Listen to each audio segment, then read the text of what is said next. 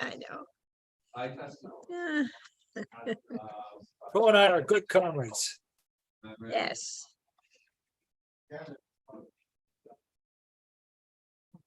Okay, comrades in the room.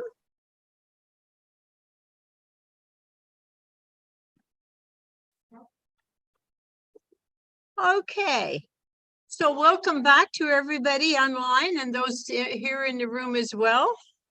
We're going to start, this is the second session of our educational. And the topic is, what is pre-revolutionary situation? Our first speaker is Gary Porter. Gary joined the Trotskyist movement in 1964, became executive secretary of the Young Socialists in 1967, and later served as organizer in both the Vancouver and Toronto branches of the League for Socialist Action, and then as its organization secretary in the central office. Gary is editor of the Red Review and authored the essay position on eco-socialism and the struggle for Indigenous self-determination. Gary lives in Victoria, BC, and is a retired chartered professional. So, take the floor, Gary. You're on. Chartered 25 professional. minutes. Thank you. Chartered professional accountant. So Okay. what does that say? Chartered professional. Anyway, Okay. let me start by saying that I'm going to be talking about the Winnipeg General Strike, which had elements of a pre-revolutionary situation and missing elements. So let's just discuss it. Winnipeg General Strike began on the 15th of May, 1919, and ended on the 25th of June. During that time, the strike committee set up by the unions ran the city. It was the first and so far only worker-run city in Canada, brief though it was. For 42 days, that is 6 weeks exactly, the workers ran the city of Winnipeg, and the bosses and politicians could do nothing about it. It took them that long in order to be able to do something about it. A year and a half earlier, almost exactly, on November the 7th, 1917, under the leadership of the Bolsheviks, led primarily by Lenin and Trotsky, the workers had seized power in Petrograd and then across the country, establishing the very first worker state in history. These two events were closely related. Both of these events rose out of the massive imperialist convulsion of blood and gore and disease and destruction known as World War I. The 4 long years of blood and mud and artillery fire, machine guns, rain and cold had been a hell none of the soldiers could have imagined. When the workers in uniform recoiled and refused to continue such insane and suicidal behavior, for some armies, they were summarily court-martialed and shot. This was a brutal imperialist competition in the most basic and bloody form. Working-class Canadians had signed up en masse in a wave of enthusiasm for flag-waving, parades, and a chance to go overseas and do something exciting and heroic, or so they thought. Their drab lives in the forests, mines, and factories and grain fields did little to hold them back. Their introduction to the reality of modern war came quickly and roughly. These young Canadians adapted to it and became among the toughest soldiers on the Allied side. German officers would watch for Canadian troops were sent and sent in reinforcements. Partly this was because of the grit shown by these kids from the Canadian wilderness, and partly because there was a greater willingness of British officers to send in the colonials to try to reduce the long casualty lists of dead and wounded being sent home to Britain. But at least this was a war to end all wars, a war to make the world safe for democracy. At least that was what the ruling class said it was. At the end of it all, demobilization was slow. Canadian troops were left in camps in England. Remember that Remembrance Day, the armistice was on November the 11th, just the beginning of winter. So demobilization was slow. Canadian troops were left in camps in England in mud and rain, often without pay and even short of food. No longer the naive patriotic kids who volunteered, Canadian soldiers rioted repeatedly. There was talk of using Canadian troops to fight the Red Army and the Soviet Union. The mood of the men was clearly against this. They were sick of war and wanted to go home, and many of them felt a strong sympathy with the new workers' government in Russia. A contingent was sent from Canada to Vladivostok on the east coast of the Soviet Union. They were sent through Victoria. During a march through the city to the ships, they mutinied. The mutiny was quelled, and they sailed with the mutineers in irons. They got to Vladivostok, but never fired a shot at the Red Army. In fact, they were considered unreliable. The Red Army won against the aristocratic Russian generals and their foreign allied imperialist troops. How had such a thing happened? Why were the workers ruling Russia? Except for the brief interlude of the Paris Commune of 1871, such a thing had never happened before. The overthrow of the Tsarist regime and then the Kerensky government was precipitated by the horror of war. Bolsheviks who had opposed the war from the outset entered the army to be with the workers and peasant soldiers, shared their fate, and agitated against the war. As the death toll skyrocketed and arrogant aristocratic officers treated soldiers as valueless pawns, the soldiers began to rebel. The Bolsheviks were informing them of the uprisings in Petrograd and elsewhere, and pointing to a possibility beyond the war. Soldiers began simply to shoot their officers and head back home. A policy I personally support. At home, they overwhelmingly supported the workers and the revolution. That is, the troops did. This was the revolution the imperialists, including Canada's ruling class, feared and loathed. They saw Bolshevism in every workers' action, every workers' meeting, every whisper of unionism. They were terrified of it. Canadian workers, after the profound and sobering experience of the war, were far less naive as the war ground to an end. The leaders knew about the revolution, and many supported it. There was no Communist Party in Canada in 1919. It would be founded in a barn in Guelph, Ontario in 1921. But there were class-conscious leaders, socialists, anarchists, syndicalists, many of whom would later become members of the early Communist Party. Labor conferences in Canada in this period overwhelmingly expressed solidarity with the new Soviet Union and passed resolutions demanding that Canadian soldiers in Vladivostok be brought home. So there was a much heightened class consciousness in Canada than before the war.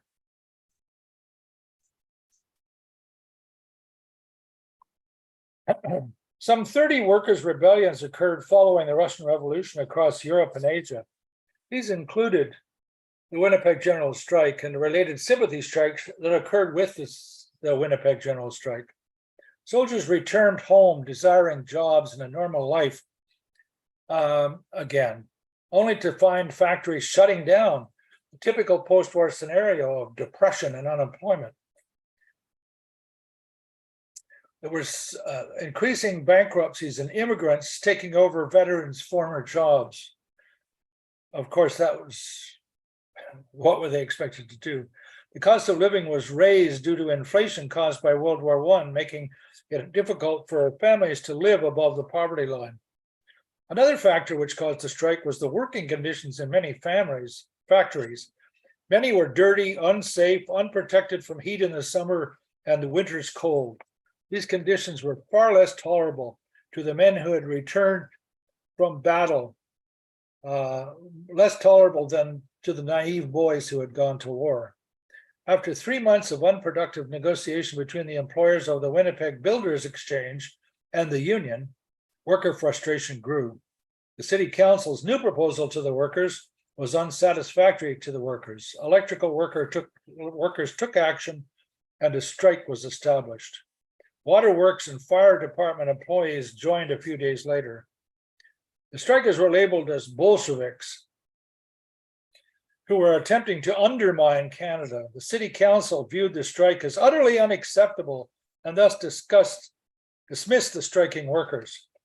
A turning point, and one that should always be spotted by socialist workers when such firings occur, is that they did not discourage the strikers.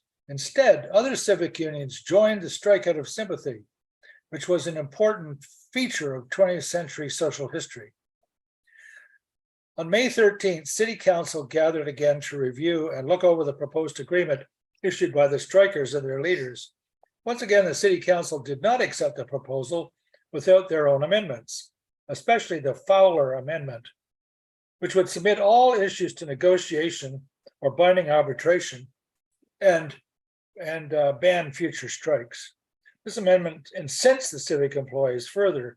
By Friday, May 24th, an estimated total of 6,800 workers from 13 trades had joined the strike. It would turn out that between 35 and 40,000 workers would go on strike, and over half of those were not even in unions. So unorganized workers were joining the strike. Another kind of sign of a different situation, of a more militant situation with perhaps more open possibilities. Restrictive labor policy in the 1900s meant that a union could be recognized voluntarily by employers or through strike action, forcing employers to concede, but in no other way. There was no legal procedure by which a union could be formed. Workers from both industrial groupings, therefore, struck to gain union recognition and to compel recognition of their collective bargaining rights. General strikes broke out in other cities in solidarity with the Winnipeg strikers, and in part as protest against local conditions. Edmonton, Calgary, Vancouver, Amherst in Nova Scotia, and several other cities were locations of these sympathy strikes. 13 sympathy strikes in 13 cities have been recorded, some nearly as big as the Winnipeg strike, although not nearly as long. When Winnipeg strikers were arrested in June, Toronto streetcar drivers went on strike in solidarity. Victoria, BC had a general strike in protest of the police repression on Bloody Saturday and to show local labor strength. The New York Times front page proclaimed Bolshevism invades Canada. Winnipeg Free Press, in a racist, typical racist headline, called the strikers bohunks and aliens, anarchists, and ran cartoons depicting radicals throwing bombs. Of course, the strike was nothing like that. The strike was well organized. However, the majority of strikers were not revolutionary. The workers' strike and the huge sympathy strike could not have ended up in a workers' Canada. There was no centralized leadership like the Bolsheviks in Russia, which could tackle the problem of state power.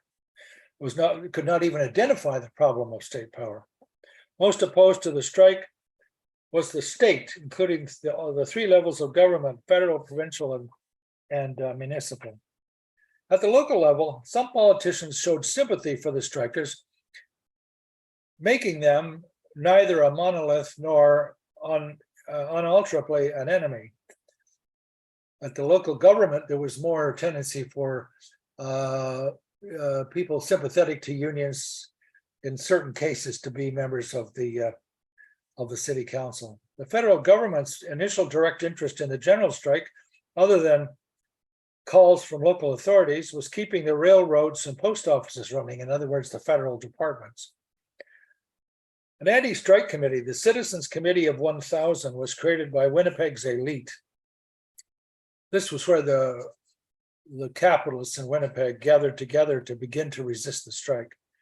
These people and federal politicians feared the repeat of the Russian experience. So these were the most class conscious on the side of the capitalists. The committee falsely declared the strike to be a violent revolutionary conspiracy by a small group of foreigners who they referred to as alien scum. On June 9th, at the behest of the committee, the City of Winnipeg Police Commission dismissed almost the entire city police force for refusing to sign a pledge promising to neither belong to a union or participate in any sympathetic strike. The city replaced them with a large body of untrained but better paid special constables who sided with the employers. Some of these were veterans who had come back from the war, many of them suffering post-traumatic stress disorder and generally demoralized and therefore more easily convinced to be anti-union.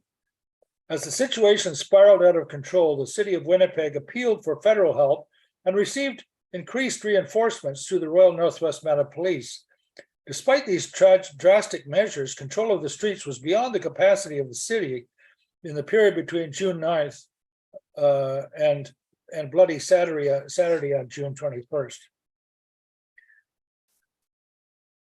Basically, anything that had to be done needed to have assigned authority by the strike committee. the police went on strike in sympathy with the workers, which is an unusual situation. Certainly that kind of thing did not happen in the Soviet Union, but it did in Winnipeg. And the strike committee asked some police to go back to work just to keep order. So they also got permission to gave permission for the cinemas to open and for grocery stores to open and so on. So in fact, they were making the necessary decisions to make the city work. 8 of the strike leaders were arrested on June the 18th and brought to trial in what was known as state trials of political crimes. 5 were found guilty of charges laid against them. Their jail sentences ranged from 6 months to 2 years. The jury acquitted strike leader Fred Dixon. The government dropped charges of seditious libel against James Shaver Woodsworth, whose crime was quoting in the strike bulletin from the Bible. Woodsworth was elected MP in the next federal election as a Labor MP and went on to as a participant in the founding and leading of the Cooperative Commonwealth Federation, a forerunner to the New Democratic Party. The Citizens Committee met with Federal Minister of Labor Gideon Decker Robertson and Minister of the Interior and Acting Justice Minister Arthur Meehan, who became a prime minister later, warning that the leaders of the general strike were revolutionaries. In response, the army was supplemented with local militia. The Royal Northwest Mounted Police and the Special Constables were added to this. So they were mounting a number of armed forces that would be used to break the strike. Legislation quickly passed to allow for the instant deportation of any foreign-born radicals who advocated revolution or belonged to any organization opposed to an organized government.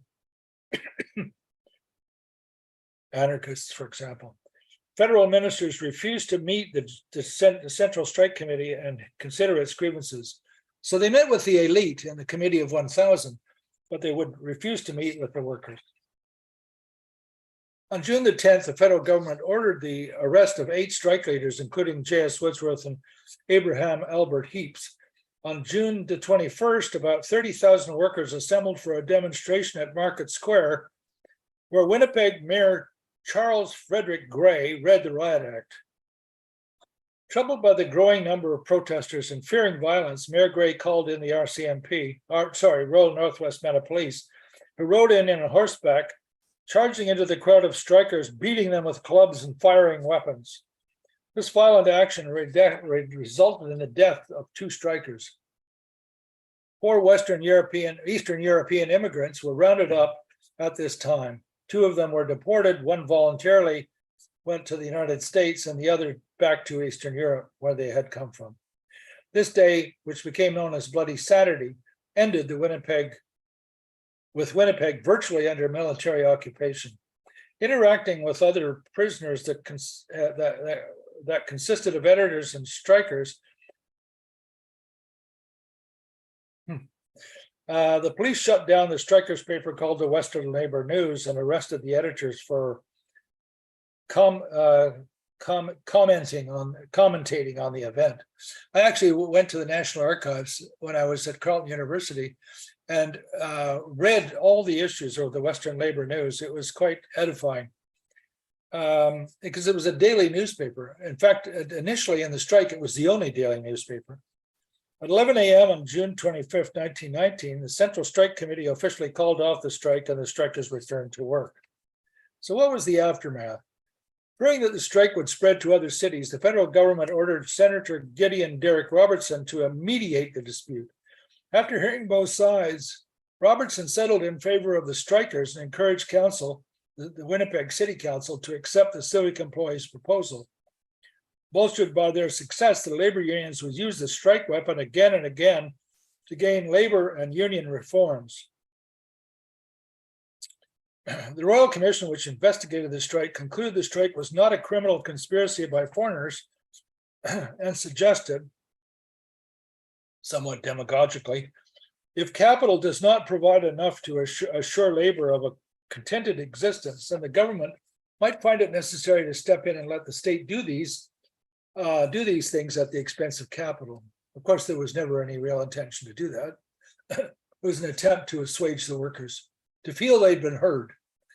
Organized labor thereafter was hostile towards the Conservative Party, particularly Meehan and Robertson, for their forceful role in putting down the strike. Combined with high tariffs and the federal budget passed the same year, which caused unrest among farmers, the state security forces' heavy-handed action against the strikers all contributed to the Conservatives' heavy defeat in 1921 election. They lost every one of their seats on the prairies.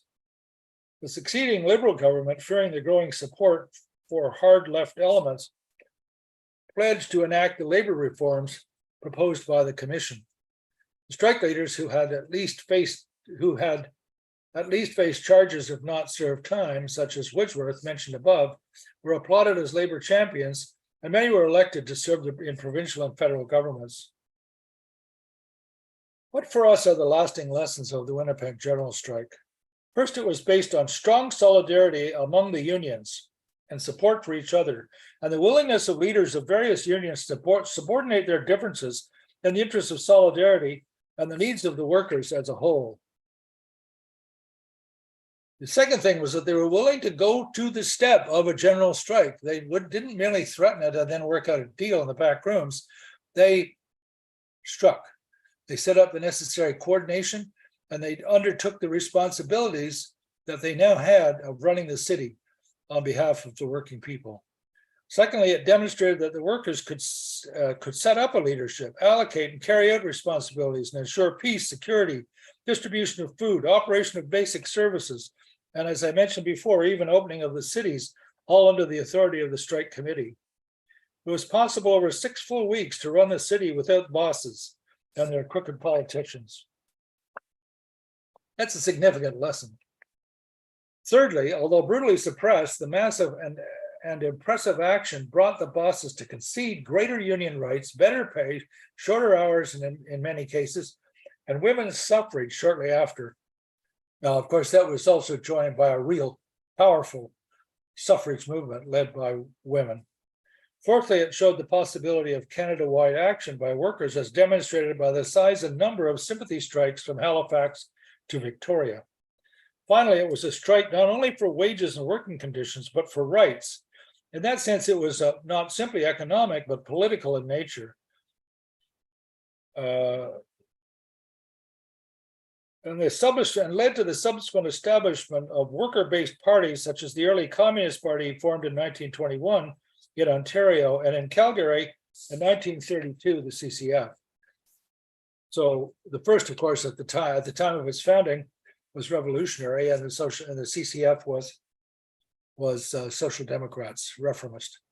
Currently, the unions in Canada, like the NDP, are dominated by a comfortable middle-class bureaucracy, worried more about their high-paid jobs and perquisites than the neoliberal assault on wages, working conditions, and the rights of workers. This bureaucracy hasn't faced up to the advent of the gig economy and precarious employment, accelerating automation, or the folly of fighting to preserve planet-killing industries such as oil and gas, and 2 cars for every family. The capitalist state was the enemy in Winnipeg, and it remains so today. That same state strives to impose its will on and to exploit workers in other countries such as Mexico, Cuba, Venezuela, and through the colonial world. And by that, I mean the capitalist state in Canada is as a key part of this kind of international imperialist exploitation. The capitalist state is our enemy, not the impoverished workers in other countries. It is the task of revolutionary socialists and class-conscious workers to organize caucuses like Workers' Action Movement to mount a fight against the right-wing pro-capitalist union bureaucracy.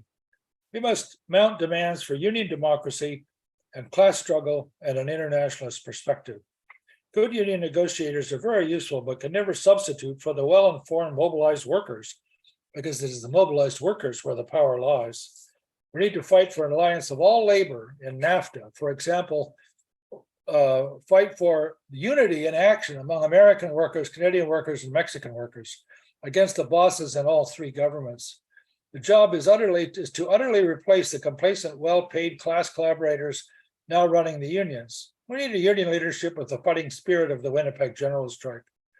Of course, the central lesson is the need to build a revolutionary proletarian party with the knowledge of Marx and Lenin in its arsenal, must be deeply rooted in the working class, experienced in class struggle, organized across Canada, and united with revolutionary socialist parties around the world in a united international structure organized on a democratic centralist basis. To build such a party is the goal of all the work we do in Socialist Action. Thank you.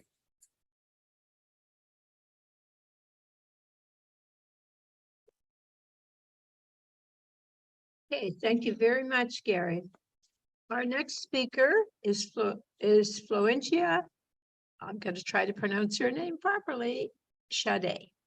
Lives in northern British Columbia with her wedding husband and 2 young children in a place called Terrace, traditional territories of the Tsimshian people. She works as a poverty law advocate, holds a master's degree in religion and science from the University of Edinburgh, and is the founding community organizer in the Skeena Local Action Network. Flo is a leading member of Socialist Action Canada and the NDP Socialist Caucus. Welcome, Flo. Hello, everyone, comrades. Thanks for having me. Okay, so for today's presentation, I wanted to explore a topic that has been on my mind lately, and that's been the profound influence that the outbreak of global imperialist wars have had on socialist movements throughout history, and what patterns or trends we might generalize to make use of from historical precedent. In particular, I took a look at the Russian context leading up to the 1917 revolution and mainly examined the 1915 pamphlet by Lenin entitled Socialism and War, as well as some of Trotsky's writings. The 1915 pamphlet is an excellent piece that really sums up a lot of the basic historical sequence and main lessons of the Bolsheviks throughout that time. To set the stage, Lenin characterizes the 30 years before the first 1905 Russian Revolution as a time of ground floor work by various burgeoning social democratic and anti-capitalist movements, increasing class consciousness and introducing concepts of socialism to the population. However, this was not connected to any working class political force until the 1880s with the Emancipation of Labor group. It should be noted that in the 19th and early 20th centuries, prior to the 1917 revolution, social democracy had a very different connotation and meaning and included tendencies spanning the proletarian Bolshevik revolutionaries to the reformist Mensheviks and liberal opportunists, together in opposition, at least rhetorically, to the outright bourgeois nationalist liberalism. In general, pre-revolutionary situations can be characterized by a sharp increase in fervent, spontaneous, and at times confusing, explosive political activity. As Lenin explains in Left-Wing Communism about the 1903 to 1905 period. The approach of a great storm was sensed everywhere. All classes were in a state of ferment and preparation. Representatives of the 3 main classes anticipated and prepared for the impending open class struggle by waging a most bitter struggle on issues of program and tactics. Those political and ideological trends, which were genuinely of a class nature, crystallized in the struggle of press organs, parties, factions, and groups. The classes were forging the requisite political and ideological weapons for the impending battles. Generally speaking, it's the specter of imperialist war, or the specter of imperialist war serves to crystallize, highlight, and exacerbate contradictions inherent to the capitalist order, which only serves to accelerate the dialectical interplay towards revolutionary action. It would appear more than a simple coincidence that pre-revolutionary and increasingly revolutionary situations coincide with the advent of imperialist wars. In the early 20th century, Russian context, this was evinced by the Russo-Japanese War of 1904. While social unrest and economic deprivation continued to rattle society, the Tsarist regime nonetheless did not hesitate to enter war with Japan, largely over a dispute regarding ownership and operation of the ports, ultimately another oligarchic profit-seeking enterprise. The war was seen as a humiliating defeat for the Russian Empire, as the Japanese forces managed to defeat them within a year and a half.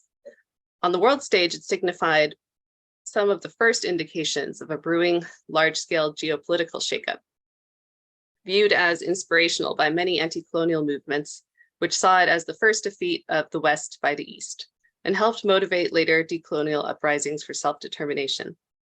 On the home front, of course, the war only deepened social crises and contempt for the ruling class. As thousands of soldiers went to die at the front lines for a war that was not in their interest, their families destroyed or changed forever, they came back to conditions of increased impoverishment, famine, and general austerity.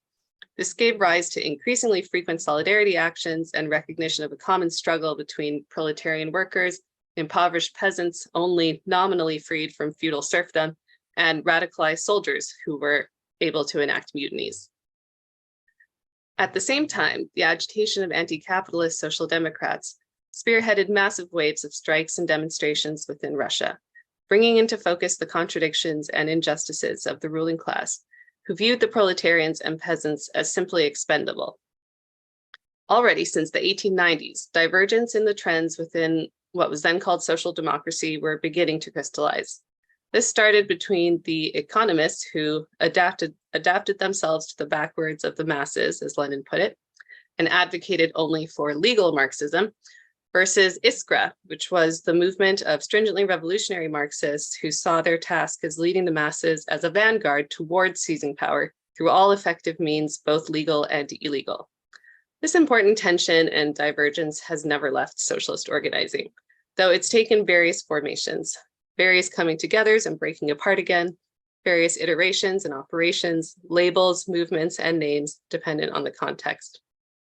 But quite simply, as Lenin put it, in Russia, economism gave rise to Menshevism and Iskra gave rise to Bolsheviks. Bolsheviks consider the 1905 Russian Revolution as a revolution of bourgeois democracy because it resulted in parliamentary political reforms in the Tsarist regime, the formation of the Duma and a national constitution. While these reforms were extremely hard-won and supported by the Bolsheviks early on, in typical fashion, it ended up not being enough to sustain against capital class accumulation and centralization of wealth and power. Over time, it became increasingly clear that the Duma had little independence and real-world power and was politically ineffectual in advancing the interests of the proletariat. It was essentially set up that way, leaving Tsar Nicholas with the power to dissolve the Duma, which he did 3 times, and it could not independently issue legislation. Meanwhile, many politicians maintained close ties with the imperial-friendly officials and compromised priorities. Thus, much like the pre-revolutionary period in the early 1900s, the intervening years leading up to the 1917 Bolshevik Revolution also saw a bitter struggle of tactics and press organs.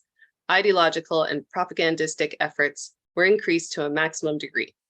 Though because of counter-revolutionary reaction by conservative defenders of the status quo, this time the struggle, as Lenin put it, placed the question of the opportunist and revolutionary tactics of social democracy on the order of the day, and made it the singular struggle within left groups. This was epitomized in the schism between Mensheviks, who championed liquidationism, or simply the liquidation of the illegal underground and ardently revolutionary and extra-parliamentary wing of the Russian Social Democratic Labor Party, or the RSDLP, and the Bolsheviks, who maintained that revolutionary tactics, including illegal or unsanctioned activity, was inseparable from the goals of Marxism, which advocated for a complete overturning of bourgeois democracy. This really ramped up in 1912, when the Nasha-Zarya Mensheviks were expelled from the RSDLP in their January conference, to much uproar, particularly from overseas social democratic movements. The next 2 years, from 1912 to 1914, saw a furious and stubborn struggle between these factions. The Mensheviks decided not to recognize that January decision and set up a rival organization committee to the RSDLP's original Central Committee. This was expressed chiefly in the propaganda wars between the revolutionary Marxist publication Pravda and the liquidationist group publication Luk. And I apologize if I'm going to pronounce things wrong, because I probably will throughout this. However, ultimately, as Lenin states, championing loyalty to the party's revolutionary principles, fostering the incipient revival of the working class movement, combining underground with open organization, press, and agitation, the Pravdists raffled around themselves and overwhelmingly the majority of the class-conscious working class, whereas the liquidators, who as a political force operated exclusively through the Nasha-Zarya group, leaned on the all-around support of the liberal bourgeois elements. So that was the Russian context coming into 1914, when the official outbreak of the First World War occurred. As you might expect, this development changed circumstances dramatically and subsequently altered the fault lines within political factions of the RSDLP and the internationalist world, which ultimately laid the groundwork for seizing of power by the Bolsheviks in the 1917 October Revolution. The Russian state entered the war early on in July 1914, after Austria-Hungary attacked Serbia, a Russian ally. The advent of World War I unleashed underlying patriotism and nationalism within socialist movements on a grand scale, which came to be known by anti-war socialists as social chauvinism. The brewing divergence between opportunist social democrats and revolutionary Marxist movements that were apparent throughout anti-capitalist organizing had now reached crisis levels, as is easily seen in the collapse of the Second International. The fissures caused between social chauvinists who came out speedily in support of the national war effort and defense of the fatherland, and the ardently anti-war, anti-imperialist Marxists became clear as night and day.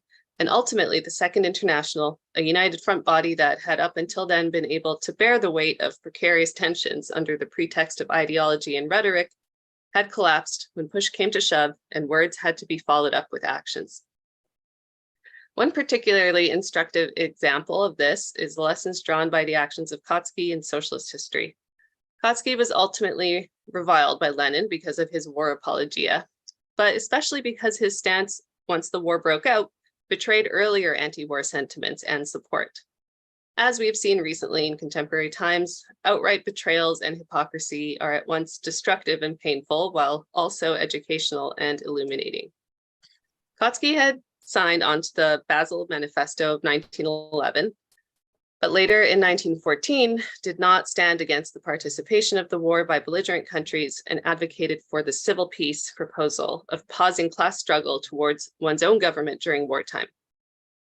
As Lenin states, the manifesto on war that was unanimously adopted in Basel in 1911 had in view the very war between England and Germany and their present allies that broke out in 1914.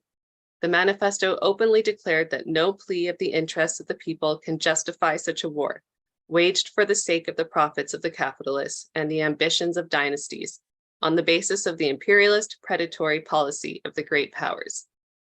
He continues, the Basel Manifesto repeats the statement of the Stuttgart Resolution that in the event of war breaking out, socialists must take advantage of the economic and political crisis it will cause to hasten the downfall of capitalism, i.e. to take advantage of the government's embarrassments and the anger of the masses caused by the war for socialist revolution.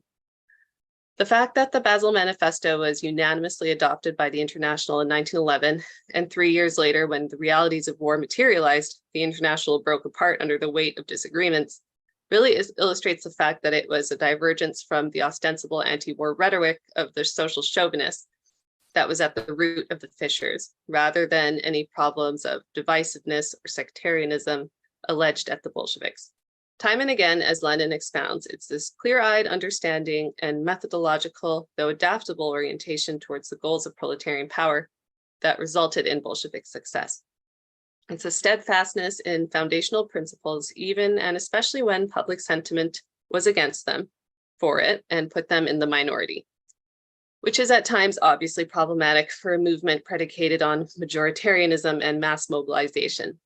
However, history shows that a party whose leaders and members truly understand the meaning of Marxian historical dialectics to anchor party tactics will be those most ready and prepared to seize the moment, unpredictable as it is, and lead the masses when the time is right and circumstances align.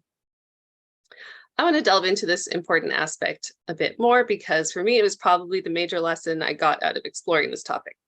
Historical dialectics is the analysis of material dialectics applied to human history, which leads to analyzing the interplay between social power and real resources. Under capitalism, the functional expression of this is class, or the relationship to means of production. Could have a whole conference on that, so I won't go too deep in the weeds, but generally speaking, this lens inculcates Marxists to interpret trends, patterns, formations throughout history in relation to these forces. The subjective impetus of consciousness interacting with the objective expressions of material accumulation, mediated by power relations that regulates access to both. So what does this mean for us? Well, ultimately, it means that the primary task of revolutionary socialists is to prepare ourselves for that eventual outcome, impossible to actually predict when it may be, for such a state of deteriorated conditions that will itself naturally instill a radicalized spirit and motivation within the masses. We need to be ready for when that moment strikes and should focus on preparing for that eventuality in developing leaders and members who can articulate Marxist ideas effectively, rather than expending all efforts trying to make that moment happen by ourselves.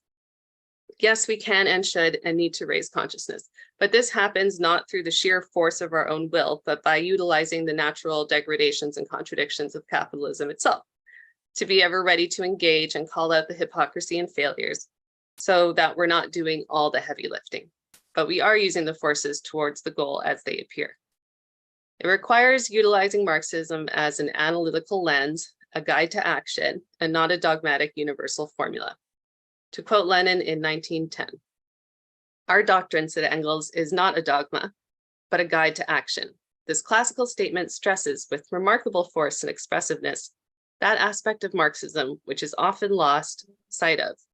And by losing sight of it, we turn Marxism into something one-sided, distorted, and lifeless.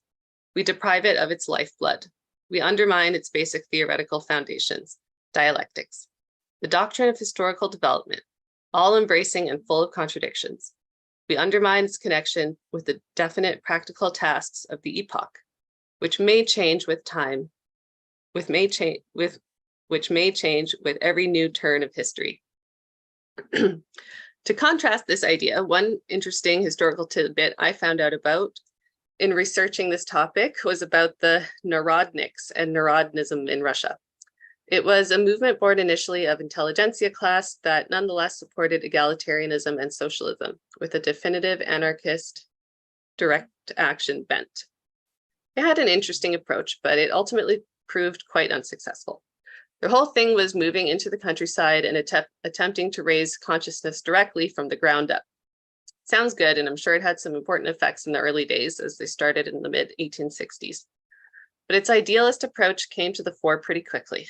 The peasants in mid-19th century Russia were not exactly enlightened as far as the urbanites were concerned. The Narodniks understood that in order to overthrow the socio-political order of the day, they would need the masses of peasants on side. So they went into the countryside and dressed up as peasants, although most of them were from middle upper class urban centers and educated in the recently liberalized universities. They essentially tried to infiltrate peasant communities and teach them socialism.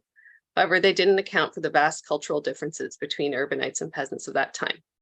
They were met with extreme suspicion, and most could tell they were imposters of some kind. They often could not pull off integrating or gaining the trust of the peasantry, and were often too pushy and inflexible in their advocacy, which was off-putting to the locals.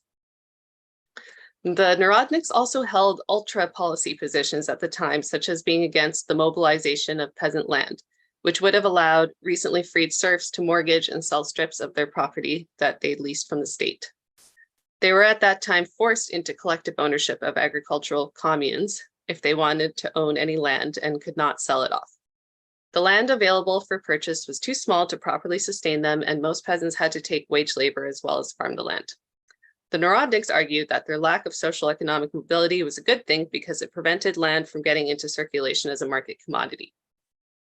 Obviously, the peasants themselves were not fans of this take, which complicated their infiltration efforts. Lenin roundly derided this position, stating, "Attempts to check world capitalism by means of laws or regulations restricting freedom to mobilize the land are just as witless as attempts to stop a train by means of a wattle fence. To defend such attempts means defending serf bondage, stagnation, and decay in rural areas." That said, the peasants did end up coming on side with the proletarians in the Russian Revolution under Bolshevik leadership and a transitional program. However, it was not through heavy-handed attempts to completely turn around their worldview with little regard to their material reality, which in the 19th century included for the peasants a continued fealty to the Tsar. And so when the Narodniks assassinated Tsar Alexander, they faced extreme political backlash and alienation from agrarian peasants. No, it was rather the steady educating, explaining, instructing of how and why these things were happening to them under Tsarist and capitalist rule the general exposure over time, and a correct explanatory model that was able to make sense of and point to the finger at the top. It was the interplay between their lived experiences of exploitation and the explanation of Marxists that raised their consciousness over time. Capitalism did its thing, and the Bolsheviks were there ready and able to explain it properly and sensibly. This is what ultimately gets people on side. Even though it means there will be times when public opinions does not align, it is typically a transitory mismatch between the perception and belief generated by intense bourgeois propaganda and the final outcomes of capital degradation. It should be noted as well that given historical dialectics, nobody really knows when these moments will come and when capitalism will be exposed more fully. However, the advent of war appears to hasten it through increasingly acute contradictions. In 1940, James Cannon pointed out this very thing in a polemic against Chapman, noting that in 1916, Lenin wrote, it is possible, however, that 5, 10, even more years will pass before the beginning of the socialist revolution. While as late as January 1917, Lenin wrote, we, the older men, will perhaps not live long enough to see the decisive battles of the impending revolution. And in 1915, Lenin wrote, it's our bounden duty to explain to the masses the necessity of a revolution, to appeal for it, to create the fitting organizations, to speak fearlessly and in the most concrete manner of the various methods of forceful struggle and of its technique. And that this bounden duty of ours, being independent of whether the revolution will be strong enough and whether it will come in connection with the first or second imperialist war. So basically, nobody really knows when the perfect storm of conditions for revolution will strike. There are indications of a pre-revolutionary situation through deteriorated conditions and the specter of war that makes it more likely. But ultimately, no one can accurately predict exactly when it will all line up, because that is a function of historical dialectics and the interplay of forces, some of which are beyond our control. What does remain in control, however, is our preparation and readiness to respond to it effectively, and that will make all the difference. Dialectical contradictions of capital, the utter failure of its promise of prosperity for the masses, the eventual cruelty and brutality that's unleashed when that order is threatened, the natural order of capital, exposed as a fallacious, malignant construct meant to keep the working class in disposable order. This is a natural consequence of the social organization of capitalism. It's built on myths, and sooner or later, the cracks become too big to ignore. Now, as Trotsky has astutely pointed out, this eventuality doesn't necessarily lead to the championing of socialism and the power of the proletariat. That will depend on the strength of the socialist movement when that time arises. The alternative, of course, is fascism, which similarly picks up on the failures of capitalism on the one hand, but insidiously covers for them on the other. Through vehement propaganda that naturalizes the exploitative social order, coupled with intensive military crackdown and suppression to keep consciousness in line. The advent of war simply serves to accelerate opportunities to expose the hypocrisy latent within the capital order. It exacerbates social issues and makes crises an imminent existential matter of life and death for so many. It's, as Marxists put it, politics by violent other means, but it's fundamentally not a break from that capital imperialist order. This is why during the early years of the First World War, the main focus of Bolsheviks was expounding time and again how there would be no sustainable peace so long as capitalism is maintained, that imperialism as the late stage expression of capitalism will always inevitably bring us back to the barbaric realities and horrors of war. And war fought not for ourselves and the chance at real self-determination, autonomy, or democracy, but war is fought to maintain the exploitative capital order, to expand new markets for plunder and keep the charade going longer, still often under the banner of bringing democracy or some facade of national determination. Lenin sums it up in his 1915 pamphlet.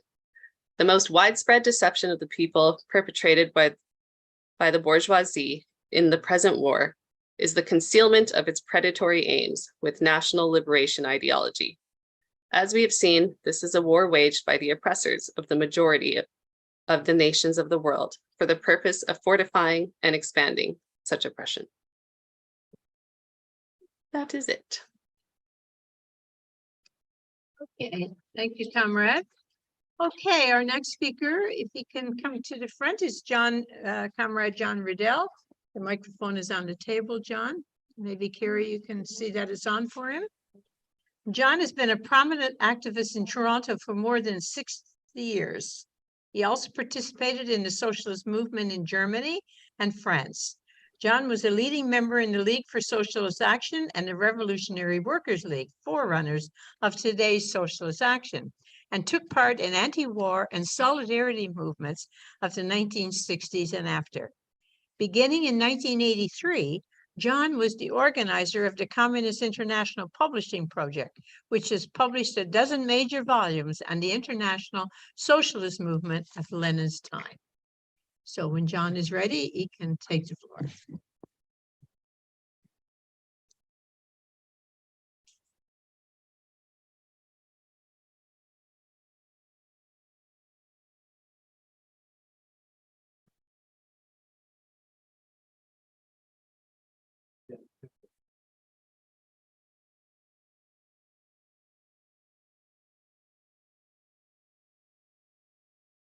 Okay, how are you for sound?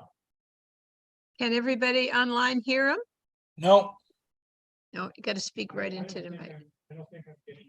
have to turn the mic on too. Right. How about now, folks? Oh, okay. Progress. Okay, well, thank you so much for the possibility to be part of this discussion today. I'm Yes, and very- John got 10 minutes. Thank you, comrade. 10 minutes. That's what you asked for, comrade, so we, I'm not complaining, but thank you for the reminder. So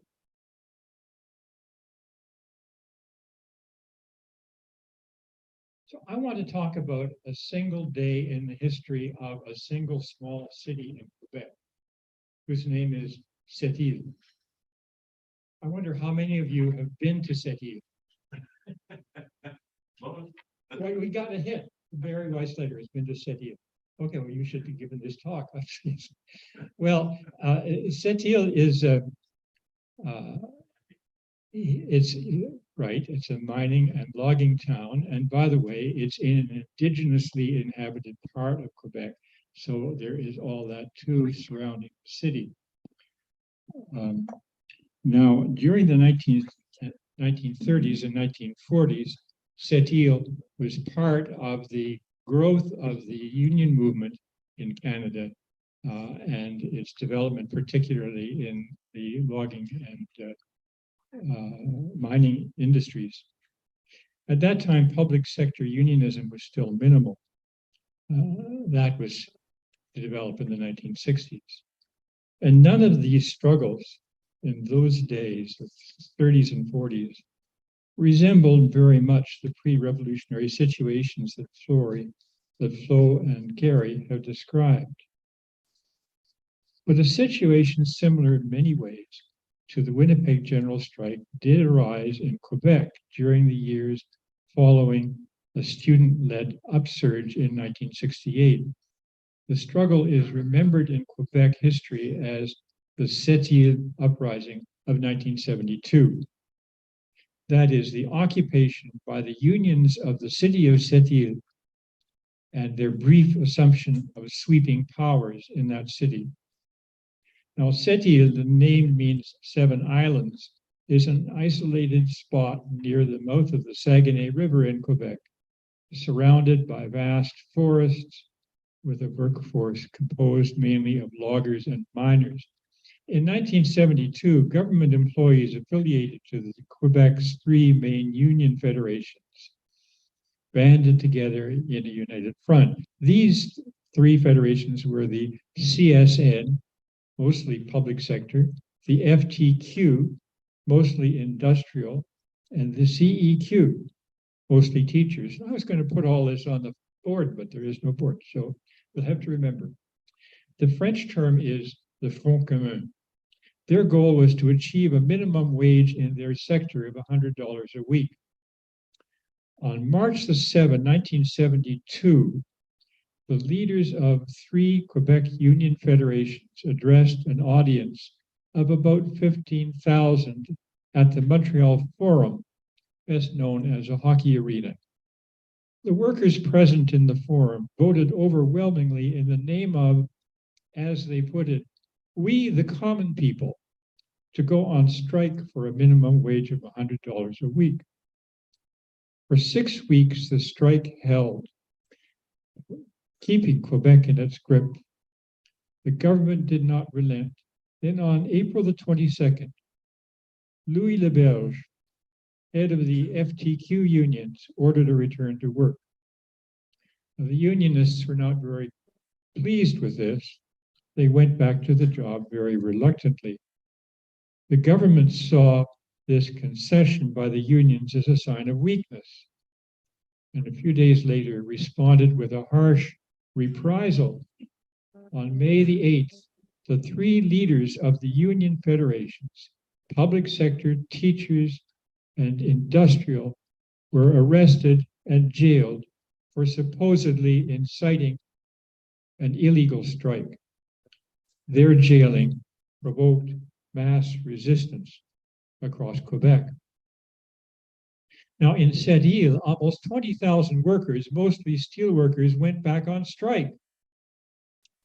They paralyzed the city. They occupied the city's airport. They occupied the city's radio station and took over many administrative offices. They assured the continuation of vital services under union control, all reminiscent of what you heard about Winnipeg. The workers mounted an ongoing demonstration in front of the courthouse that lasted for an entire week. The government sent in the RCMP and the army in an attempt to crush the Sept-Île movement. Sept-Île workers responded in a spirit of militant self-defense. The police and armed forces carried out violent and unprovoked attacks on the strikers. Yet the workers stood firm.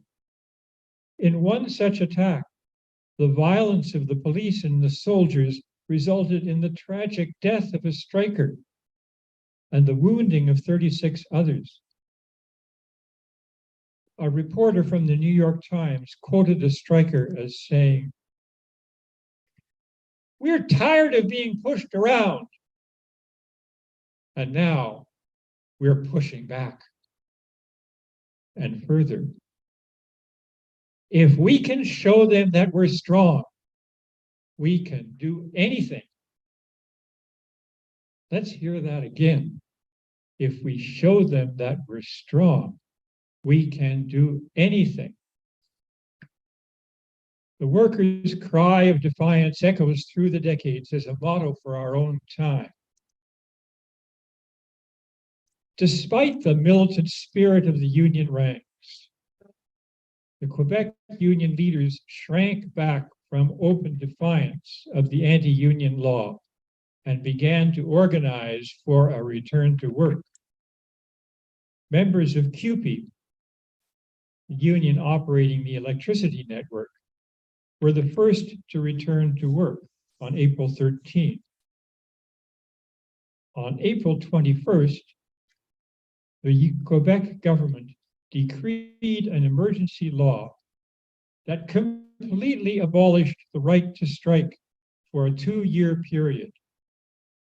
The new law ordered the workers to end the strike and empowered the government to impose a new contract. Many workers refused to obey this slave labor law. 30 defiant workers, most of them women, were sentenced to terms in jail, ranging up to 6 months.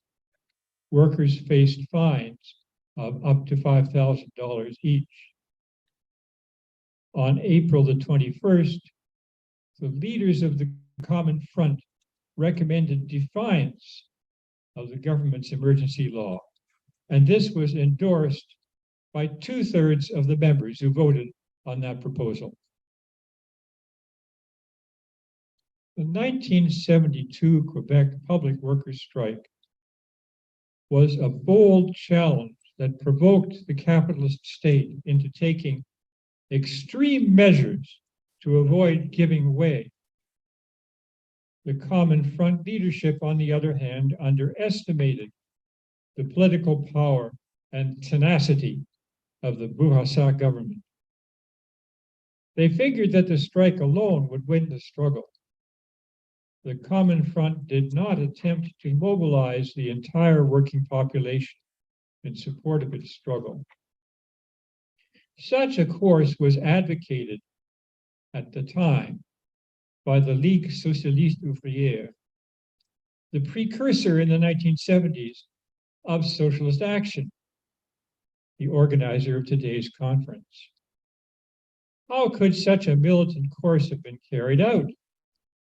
The Ligue Socialiste Ouvrière made the following proposals. First, hold mass assemblies of the strikers. Second, launch a daily strike newspaper to counter the lies of the government and the bosses. Third, organize mass demonstrations in front of the National Assembly and in each region. Fourth, appeal to the unions in the private sector for a solidarity strike. And 5, strengthen picket lines with citizen support, especially from Quebec's militant student movement. Unfortunately, the Common Front leadership did not have a unified political strategy. They relied almost exclusively on the work stoppage to pressure the government. Their trade union work weekly, Quebec Press, covered news of the strike but carried only vague articles about the movement's breadth. Quebec Press actually printed without rebuttal a glossy supplement in its March 12 issue. A supplement which actually was an advertisement inserted by the Quebec government to advertise its case against the public sector workers. Imagine the government took over the workers' own paper. So disorienting. How could that have happened? More seriously, the strike lacked a political voice. Many unions looked for assistance to the bourgeois nationalist Parti Québécois. But the Parti Québécois failed to defend the masses of workers sympathetic to their party. The Parti Québécois maintained that the strikers should simply go back to work. Despite such limitations, the 1972 struggles in Quebec remain an example for working people across Canada. The Sept-Îles struggle was shorter than the Winnipeg General Strike. However, it went further in the direction of workers for a brief moment assuming political power.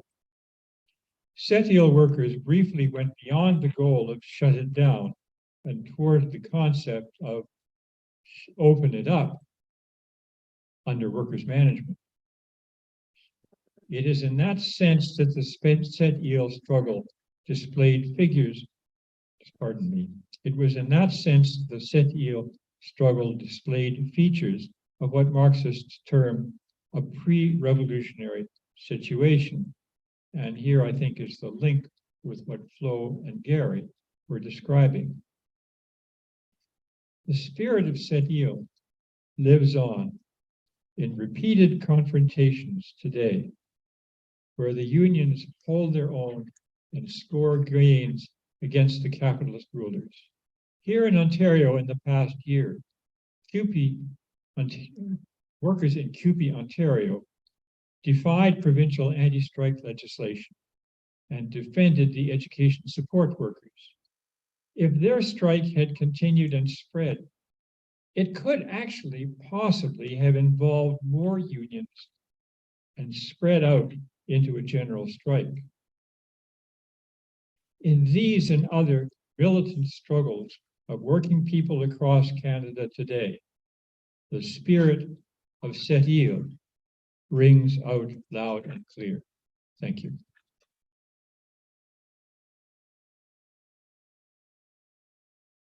Thank you very much, comrade. If you'd like to take a seat there.